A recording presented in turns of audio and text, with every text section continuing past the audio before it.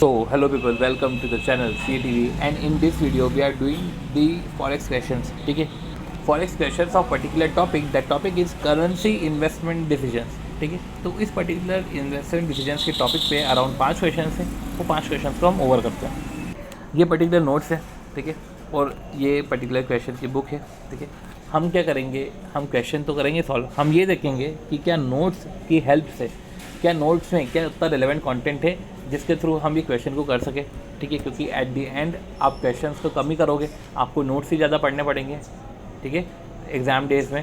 तो ऐसे केस में हम ट्राई करेंगे कि नोट्स में वो सफिशिएंट चीज़ें हो जिसके साथ जो है हम क्वेश्चन कर सकें. ठीक, ओके, तो स्टार्ट करते हैं.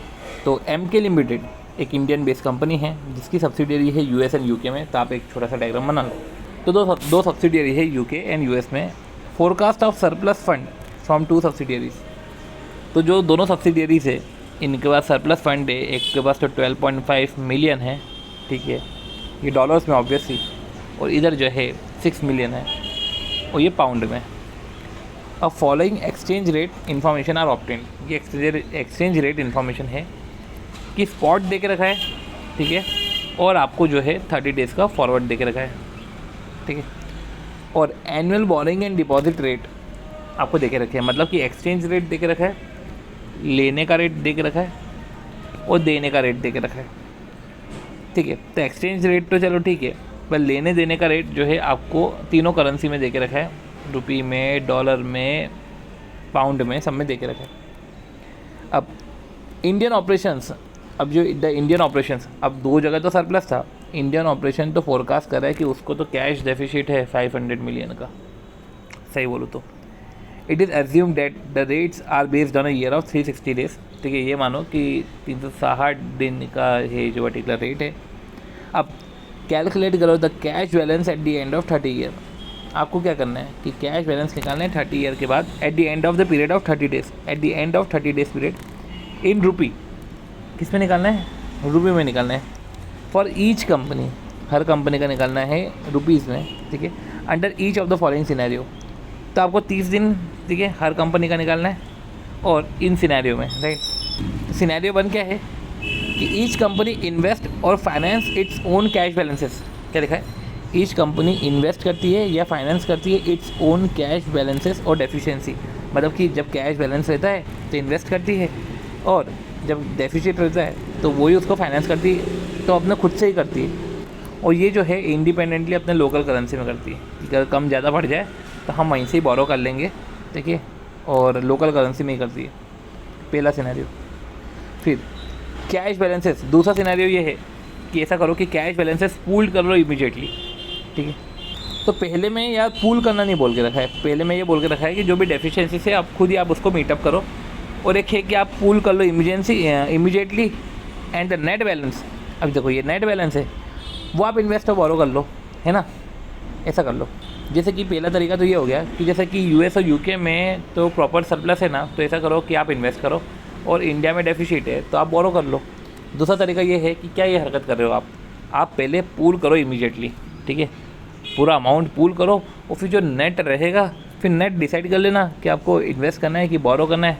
ठीक है, पर जो भी रहेगा इन्वेस्टमेंट और बोरो तो जो है 30 डेज़ का ही रहेगा, क्योंकि आज का और 30 डेज़ फॉरवर्ड का देख रखा है आपको. फिर वही पॉइंट है कि कौन सा मेथड जो है प्रेफरेबल है parent company point of view से. अब parent company point of view से तो वही प्रेफरेबल रहेगा जिसमें जो है कैश ज़्यादा रहे. ठीक है, तब अपन तो पहले पहला तरीका अपनाते हैं. पहला तरीका ये है कि मैं खुद ही मीटअप कर रहा हूँ. ठीक है, अब देखो, अब US वाला इन्वेस्ट किधर करेगा? पहले US वाला इन्वेस्ट करेगा तो देखो इन्वेस्टमेंट का रेट तो कम ही है, 1.5%. ठीक है, और ये 1.5% पे. ठीक है, UK वाला 3.7% पे, और ये जो बोरोइंग कर रहा है वो 6.4% पे. ठीक है, तो ऐसे केस में जो अगर रिटर्न की बात करें तो 1.5% है. ठीक है, तो 12.5 पे आपने मिलियन पे निकाला, तो इस तरीके से 15,625 रुपये आपका रिटर्न आया. यही जब UK की बात करें तो UK में 6 मिलियन है. 6 मिलियन पे 3.7% है, राइट. फिर वही into 30 divide by 360 into 10 lakh, या 18,500. वो यही जब डेफिसिट होता है तो 500 मिलियन का डेफिसिट है, तो आप ऐसे कैसे बोरो करते हो. 500 मिलियन का डेफिसिट है, बोरो करते हो, तो 6.4% से आपने बोरो करा, ठीक है, फिर इंटू 30 डिवाइड बाई 360 आपने करा, तो इस तरीके से ये आया आपका 26,66,667, राइट, ये रुपीज़ में, ठीक है। तो यूएस का रिटर्न हमने निकाला यूएस के डॉलर्स में, यूके का रिटर्न निकाला हमने इसमें, एंड अमाउंट निकाला फिर, ठीक है, अमाउंट मतलब कि हमने फिर जो है वहाँ का बोरिंग का निकाला।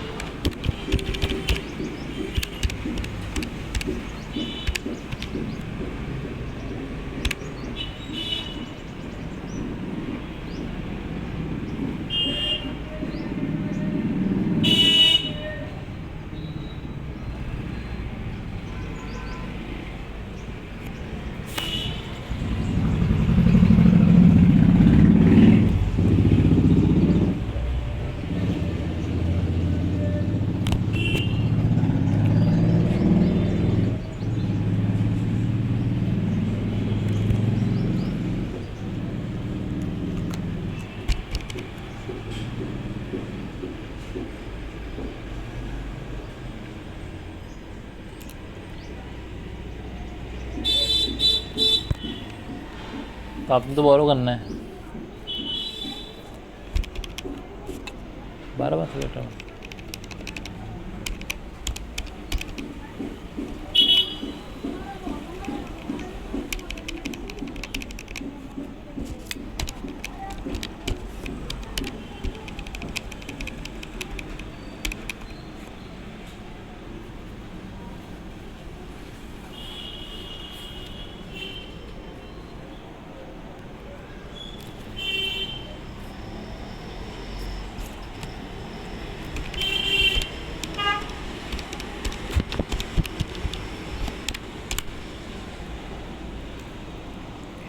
ठीक है। तो इस तरीके से आपने जो है पहले का निकाला। तो इस तरीके से पहला तो पॉइंट आपका हो गया, ठीक है। और यही हमने जो है इधर भी पढ़ा था। एक बार अपन नोट्स भी रेफ़र कर लेते हैं इसके लिए कि देखो, इमीडिएट कैश पुलिंग और इंडिपेंडेंट इन्वेस्टमेंट। जब इंडिपेंडेंट इन्वेस्टमेंट होता है तो हम डॉलर को इन्वेस्ट करते हैं, डॉलर लेके आते हैं, फिर अमाउंट में कन्वर्ट करते हैं, रुपीज़ में कन्वर्ट करते हैं। पाउंड को इन्वेस्ट करते हैं, पाउंड लेकर आते हैं, रुपीज़ में कन्वर्ट करते हैं। कैश डेफिसिट था तो हम बोरो करते हैं, इंटरेस्ट पे करते हैं, तो रुपीज़ में ये आता है। तो इस तरीके से फिर बाद में इसकी नेटिंग होती है। रही बात इमीडिएट कैश फ्लोइंग की है तो अभी सबको लेकर आ जाओ एंड देन बाद में जो है अगर सरप्लस डेफिसिट जो भी है आप अकॉर्डिंगली इन्वेस्ट कर दो। तो इसमें क्या होगा कि आप डॉलर को करो रुपये में कन्वर्ट, पाउंड को करो रुपये में कन्वर्ट, रुपये तो है ही डेफिसिट में। तो ऐसे केस में आपको जो है एक नेट बैलेंस मिलेगा, उसको आप इन्वेस्ट करो 30 दिन के लिए, ठीक है। और 30 दिन बाद का जो रिटर्न रहेगा, तो ऐसे केस में आप दोनों के एंड अमाउंट को कंपेयर करो, जो ज़्यादा है उसको सिलेक्ट करो। तो इजी सा ही क्वेश्चन था, कुछ इतना खास तो क्वेश्चन था नहीं है।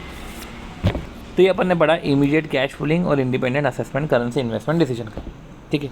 अब अगला क्वेश्चन पढ़ते हैं, वो भी अच्छा क्वेश्चन है। तो अगले क्वेश्चन की तरफ बढ़ते हैं। अगला क्वेश्चन क्या बोल रहा है कि KGF बैंक का जो सिडनी ब्रांच है, ठीक है, KGF बैंक का जो सिडनी ब्रांच है, सिडनी ऑस्ट्रेलिया में आता है, राइट। तो क्या है कि KGF बैंक का जो सिडनी ब्रांच है, मतलब Australian dollar, KGF bank Sydney branch, ठीक।